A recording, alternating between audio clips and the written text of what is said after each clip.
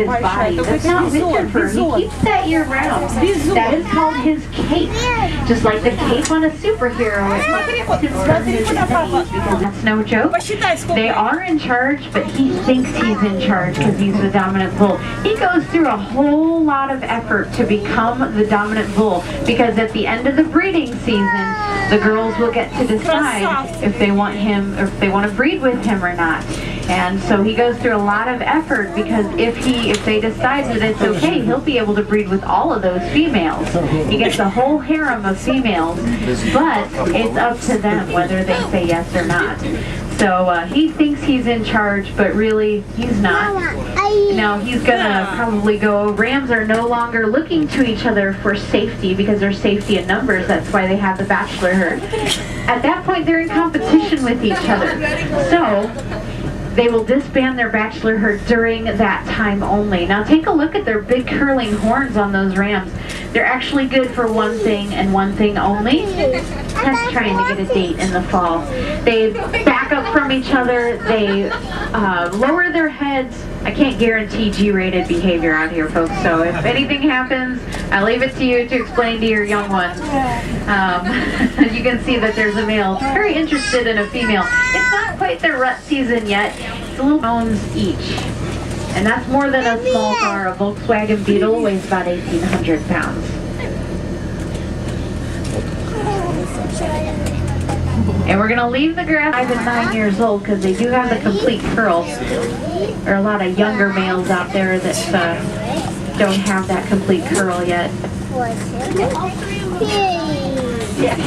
And then you can see the U-bands are coming up on now. The little lambs out there with them were born this past spring when they're right into the rib cage of a predator like a cougar, a wolf, or a bear, and break bones with those. As long as that baby is healthy, it should be just fine because he doesn't have to worry about predators either. So a lot less stress for it than in the wild. Now the baby's hidden right now just to keep it safe, so we're not going to see it right now. There is a little one out there that was born earlier this summer, which was more appropriate timing. It was born about the middle of June.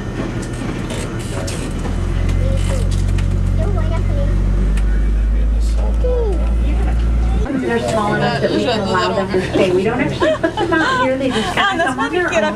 They are omnivorous, which means they eat both plants and animals. And you can see they were eating the grain there alongside the road that we dropped for our large host animals. We have quite an abundance of raccoons out here because of that reason. Throughout the winter. Now once the velvet comes off, that's when they can start wrestling or sparring over the females, because at that point if they break an antler after the velvet comes off, it's just a broken antler, it's no big deal, it's solid calcium. So there's more deer off to your left, laying over there in the shade. Remember the does or females have no antlers on their heads. So they hold on to their antlers through the winter. In the end of winter, the days start just ahead on your left hand side, another bighorn ewe. Now, this ewe is unique in a few different ways.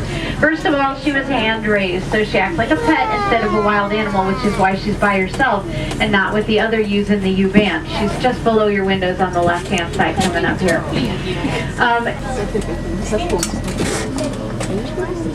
Now back when the Helliers lived on the property, before it was the free roaming area, they would occasionally come up here and have their picnics on this spot.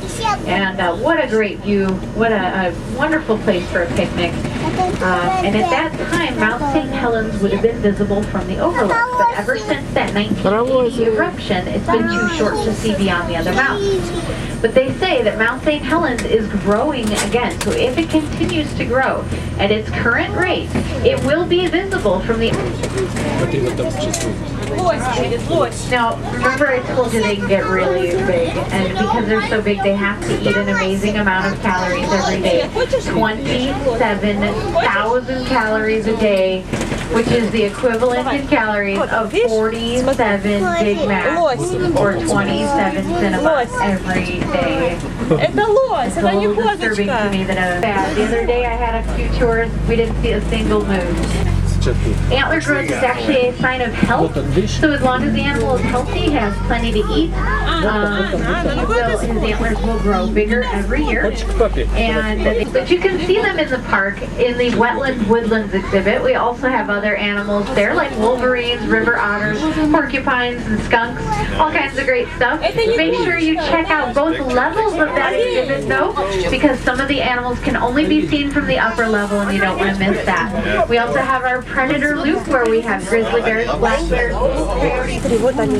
Вон, видишь, олень сидит. Вот он, вот рогатый. And we're coming back around to Horseshoe Lake the same lake we started off with, which means our tour is almost at an end. Пойдем пешочком, там будут животные разные еще.